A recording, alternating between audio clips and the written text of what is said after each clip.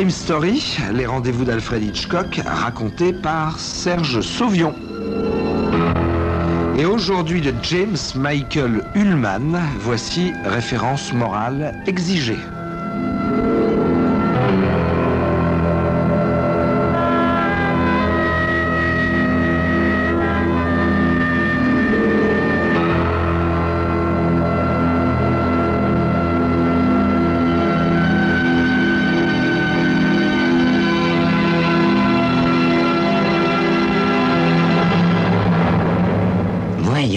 Vous n'avez aucune raison de vous tourmenter, a dit l'examinateur.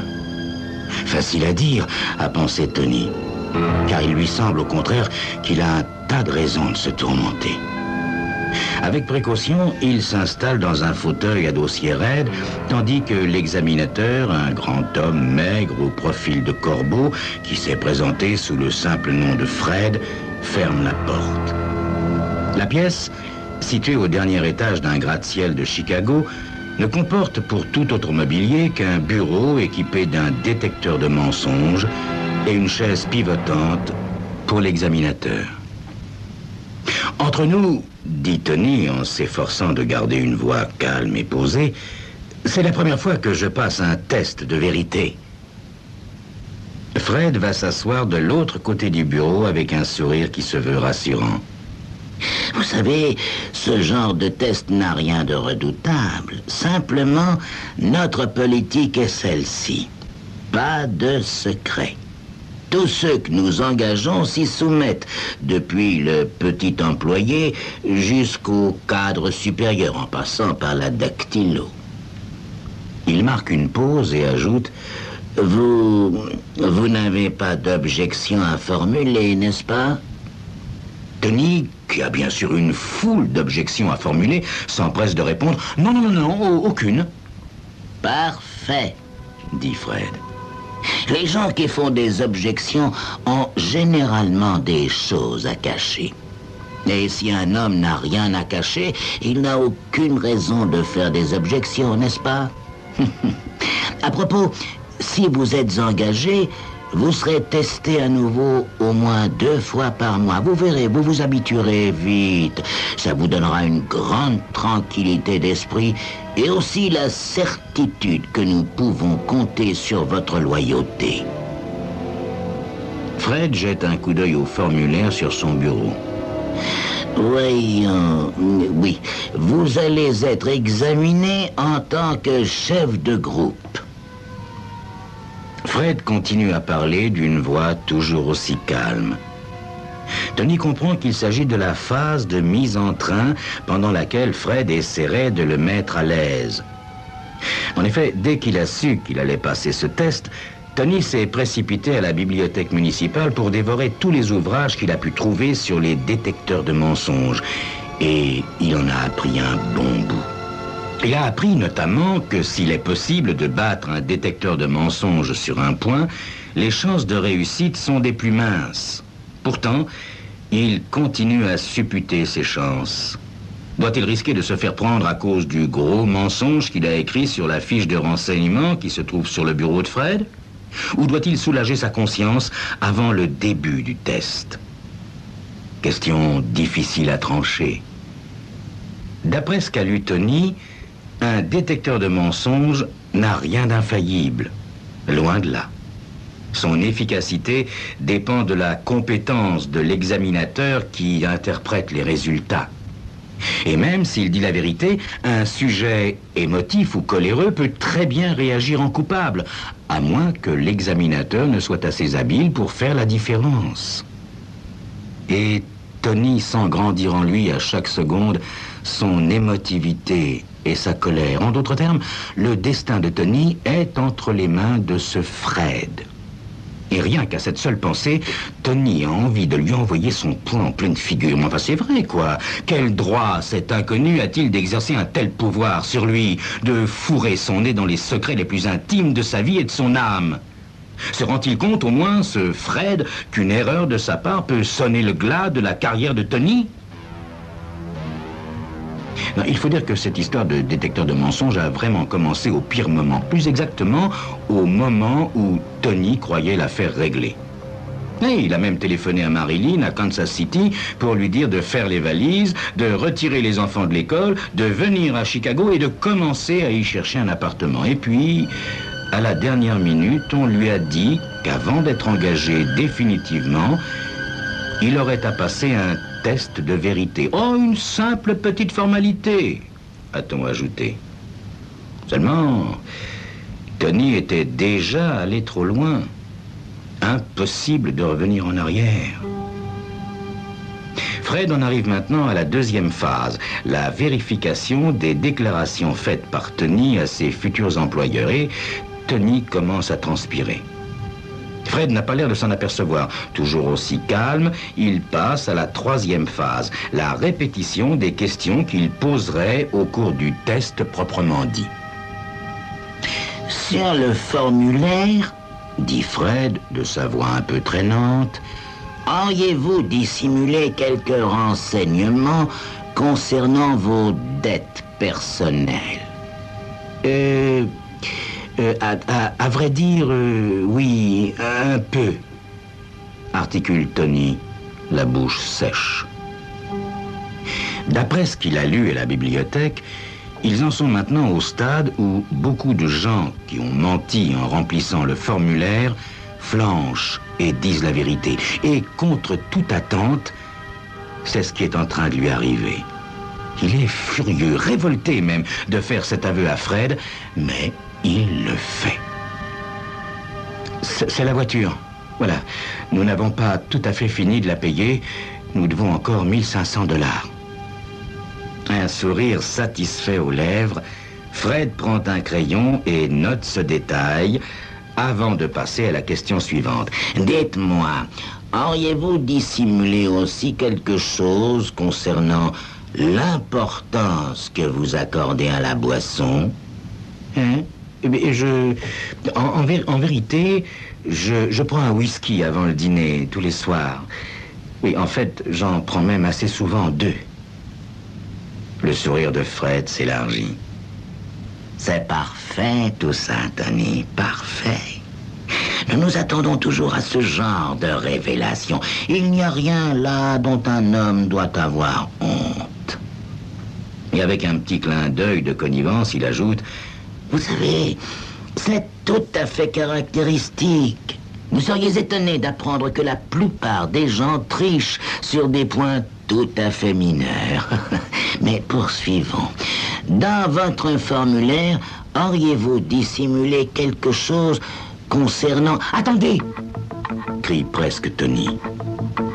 Car il vient de se rendre compte qu'il n'est pas de taille à bluffer jusqu'au bout. Il doit tout dire avant d'aller plus loin. Peut-être en tiendrait-on compte s'il disait la vérité avant que Fred ne le soumette au verdict de la machine.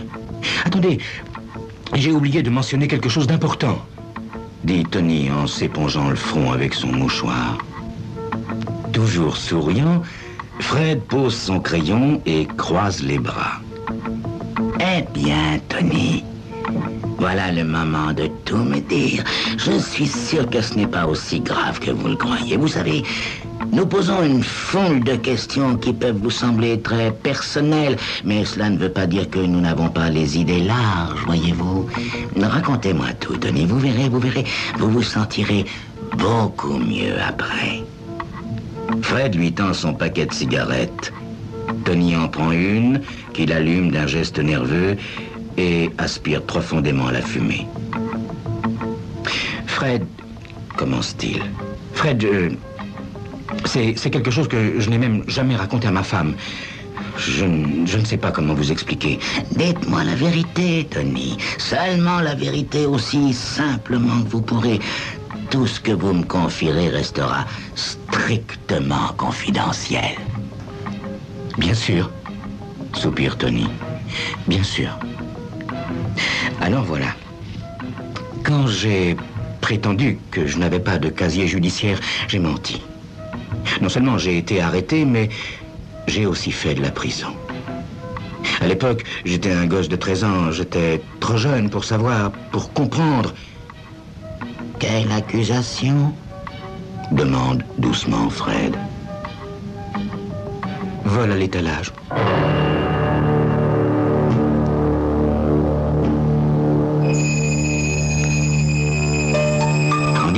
vérité, Tony a-t-il compromis définitivement ses chances ou cet aveu jouera-t-il en sa faveur?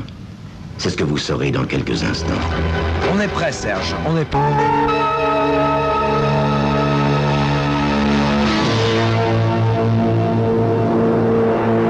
Une fois ce pénible aveu fait, Tony se sent à la fois soulagé et profondément désespéré. Pourtant, Fred ne semble pas le moins du monde choqué, ni même désapprobateur. Alors, Tony continue. Voyez-vous, Fred, j'étais avec d'autres camarades de mon âge, mais c'était leur idée à eux. Nous avions opéré 2 fois déjà dans le même magasin, et la 3e, je me suis fait prendre avec un poste de radio sous mon blouson. Quand ils ont compris que je ne dirais à aucun prix le nom des autres gars de la bande, les inspecteurs du magasin ont décidé de faire un exemple avec moi. Et le juge m'a envoyé en maison de redressement. Fred a maintenant l'air légèrement perplexe. Il se frotte pensivement le menton et demande « Comment se fait-il que notre service du personnel ne l'ait pas su ?» Avant d'accepter votre candidature, ils étaient censés vérifier votre passé, y compris vos antécédents scolaires et judiciaires dans votre ville d'origine. Tony se dit qu'au point où il en est, il n'a plus grand-chose à perdre. Autant tout avouer et en finir une bonne fois pour toutes. Il a l'impression tout à coup que pendant des années, il n'a attendu qu'une chose, l'occasion de confier enfin ce triste épisode de son passé à quelqu'un qui saurait le comprendre sans le juger. Oh, l'explication est simple, dit-il. Quelques années plus tard, j'ai fait des démarches et j'ai obtenu la destruction de tous les dossiers concernant l'incident. Si vous vouliez trouver quelque chose, il faudrait déjà que vous alliez jusqu'à la côte ouest et que vous parliez avec les gens de la ville où j'habitais. Mais ça m'étonnerait que vous obteniez un résultat. Il y a presque 25 ans de cela. Je vois, dit Fred. Je vois. Je suis heureux que vous m'ayez confié tout ceci, Tony. Vous vous en doutez peut-être, mais cette histoire serait ressortie de toute façon au cours du test de vérité. Y a-t-il encore autre chose? Un autre passage du questionnaire où vous auriez, disons, triché un peu ou enjolivé la réalité, toujours dans un but louable, naturellement? Non, non, dit Tony d'une voix ferme. Non, tout le reste est strictement exact. Parfait, Tony. Parfait. Fred se lève et commence à attacher Tony à la machine. Un tube en caoutchouc autour de la poitrine, une manchette, elle aussi en caoutchouc, autour de la partie supérieure de son bras droit et des électrodes aux doigts. Le tout destiné à mesurer les réactions physiques de Tony aux différentes questions. Et maintenant, dit gaiement Fred, vous pouvez vous détendre. Le plus dur est passé puisque vous connaissez déjà les questions que je vais vous poser. Vous n'aurez qu'à dire la vérité et tout ira bien. L'examinateur actionne alors un commutateur caché. Le détecteur de mensonges se met en marche avec un petit ronronnement plutôt rassurant et un rouleau graphique sous les pointes enregistreuses commence à tourner et à enregistrer les réactions de Tony. Un quart d'heure plus tard, tout est terminé. Une fois détaché, Tony se sent plus détendu et il allume une cigarette. En un sens, Fred a dit vrai. Le fait d'avoir dit la vérité sur son ancienne arrestation a mis Tony en confiance et c'est d'un cœur léger qu'il a répondu à toutes les autres questions. Pourtant, 2 points importants le tourmentent encore. D'abord, est-ce que cette histoire d'arrestation allait ruiner ses chances de décrocher cet emploi? Peut-être. Peut-être pas. Difficile à dire avec un examinateur comme Fred. Sous ses airs bonasses et compréhensifs, il pouvait très bien cacher un esprit des plus retors. D'accord, la décision finale n'est pas de son ressort, mais son avis pèsera très lourd dans la balance. Le second sujet d'inquiétude de Tony découle en fait du premier. Fred sait-il interpréter correctement ces lignes sinueuses sur le graphique? Des lignes qui, pour Tony, sont aussi mystérieuses qu'hermétiques, car évidemment, aucun des ouvrages qu'il a consultés à la bibliothèque municipale ne fournit d'explication sur ce point. Mais si Fred se trompait? S'il concluait que Tony a menti alors qu'en fait il a dit la vérité tout le temps? À cette seule pensée, Tony sent la fureur l'envahir. Oh, il n'a pas intérêt à me faire ce coup-là, le chameau, dit-il. Et s'il le fait quand même, je jure qu'il me le paiera cher, d'une manière ou d'une autre. Tony pense aussi à sa femme. Déjà, elle n'a pas vraiment apprécié que son mari engloutisse tout à coup une bonne partie de leurs économies dans un déménagement pour Chicago. Et elle a poussé des hurlements quand il a fallu changer les enfants d'école en pleine année scolaire. Soudain, la fureur de Tony se transforme en frayeur.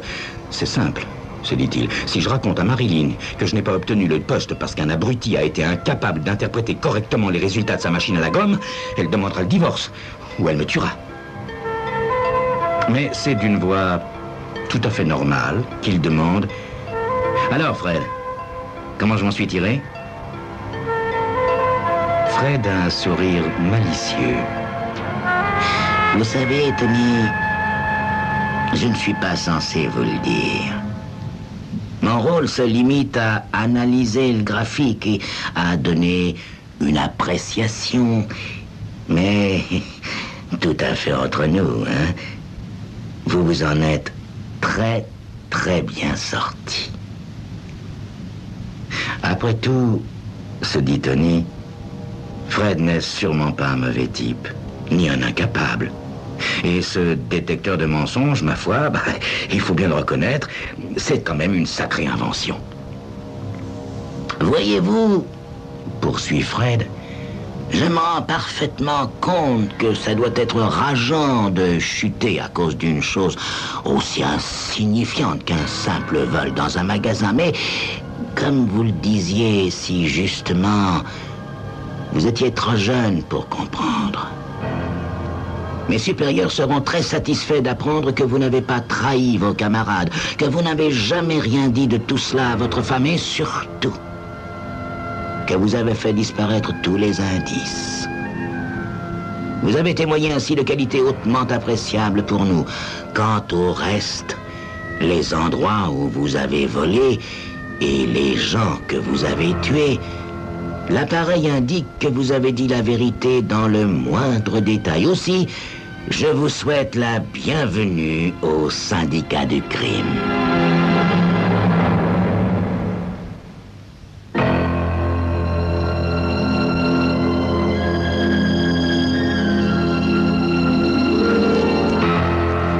C'était donc Crime Story, les rendez-vous d'Alfred Hitchcock, racontés par Serge Sauvion et aujourd'hui de James Michael Ullman, référence morale exigée.